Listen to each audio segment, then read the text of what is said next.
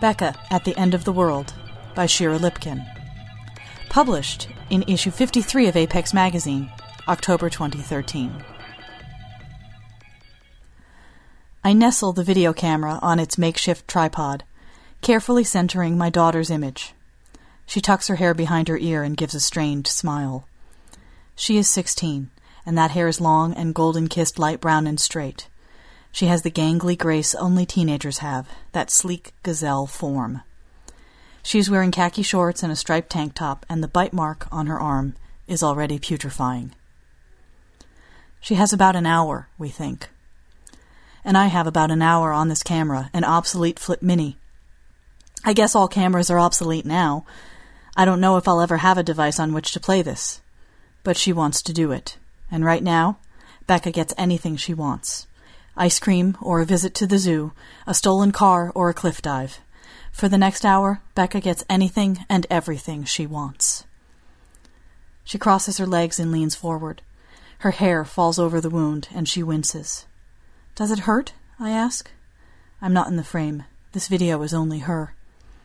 "A little. It's not a sharp pain anymore. It's a dull ache. Mom, when I'm ready, I'll tell you, and you have to—" "I know."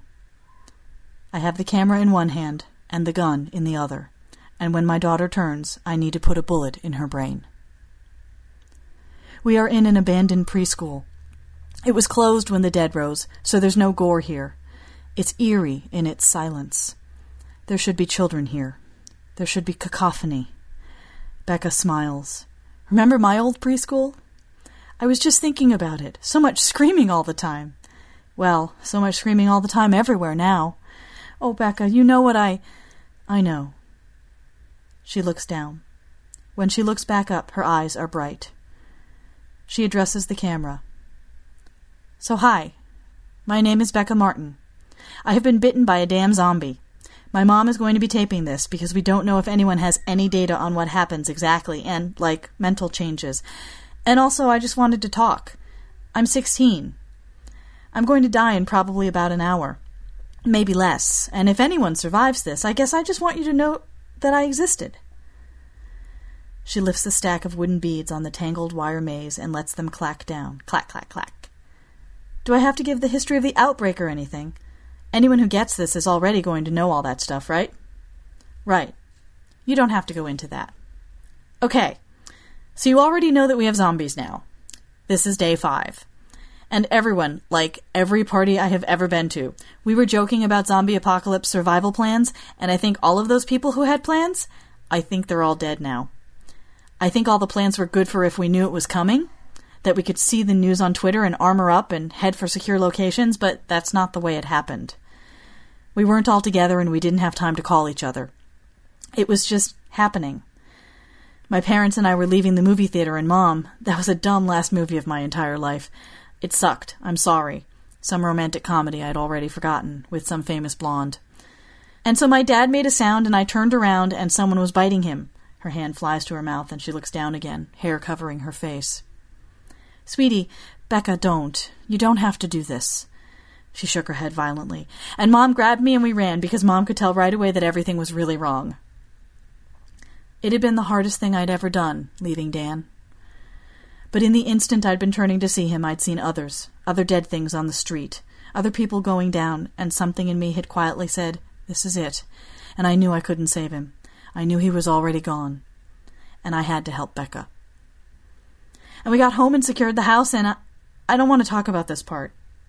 "You don't have to." She looks up, eyes huge. "I don't want to die." "Oh, God, Becca." I pull her into my arms, and she falls apart, huge, gasping, gulping sobs. And I fall apart along with her. I don't have to be strong for her this time. Not now. This is slow. This is so slow. This is agonizing, but I cannot kill my daughter. Not when she is still my daughter. Even though the gray is creeping up to her shoulder, down to her wrist.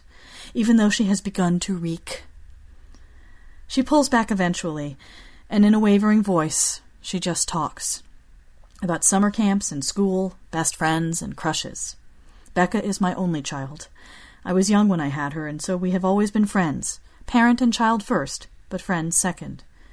These are old stories with endings we all know, punchlines that we say in unison. She plays with the wooden beads as she talks, constant punctuation, clack, clack, clack. The room is dusk dark, with primary colors beaming out of the gloom. It's quiet and wrong. Everything is wrong. Everything now will always be wrong. Becca's hand goes clack, clack, clack, and I stroke the gun every time. Our new rhythm. A reminder. She is trying too hard to be brave. She is shaking. Clack, clack, clack, plink, as one of her fingernails detaches. She looks at her hand and looks at me. "Mommy," she whispers. I know. I take a deep, shuddery breath. "Do you want to keep talking?" "Yeah." Her hands are shaking, and the clack, clack, clacks become more irregular. I am watching her, and something is rending my heart, my guts. I struggle for breath, watching my beautiful, shining daughter go gray, soften. I was young when I had her. I didn't know what to do, and I didn't have many people around to help. I had to figure it all out on my own. I had a hard time getting her to latch on properly to breastfeed, so it was a huge victory when she finally did. I would prop myself against pillows and cradle her head in the crook of my elbow, and her butt nestled in my hand, legs kicking idly, and she would look up at me with those big blue eyes as I learned how to be a mother to her. There were classes, and her first library card, and parks and swimming pools, and she grew up. Toys' xylophones gave way to cell phones, and we were going to look at colleges this summer. A little early, but she couldn't wait. She was so eager to go out into the world. She had so much she was going to do. She stops talking. Clack, clack, clack. Clack, clack. Clack. Clack. Clack. "Becca?" She looks up. Her face is sagging oddly. She's not simply gray. There's a mottling of yellow, green. "Becca." My hand tightens on the gun. "Mommy," her voice cracks. "You should do it now." I carefully turn off the camera and set it aside, without releasing the gun or taking my eyes off her. "Not yet, honey." "No, Mommy. It's time." "But you're still there." It's torn from me, almost, that plea, physically wrenched. It can't be time yet. It's only been an hour. It's only been 16 years. She is still here. My baby is still here. It can't be time. "Mommy," she pleads, and the anguish in her voice matches mine. I can barely see her through my tears. When did that happen? My throat is sore from holding in the sob that's rising. I can't breathe. Absurdly, my nose is running. "Mommy," she says again, her voice softer. "I'm hungry." Her eyes are still her eyes. I stand. I set the gun down on a bookshelf on top of Pat the Bunny. "Mommy, no. You have to." I walk to my daughter. I kneel before her and I hold my breath and I hold her hand. "Eat," I whisper. She sobs, but the last of Becca slips away with that sob, and I feed my daughter for the last time.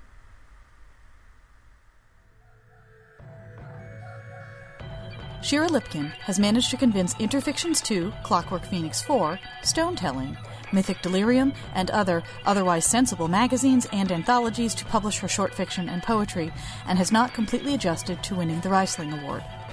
She fights crime with the Boston Area Rape Crisis Center, does 6 impossible things before breakfast, and would like a nap now. Her daughter just started college and is not a zombie. She still does not have a monkey. This Apex Magazine podcast was performed by Editor-in-Chief Lynn M. Thomas and produced by Erica Ensign.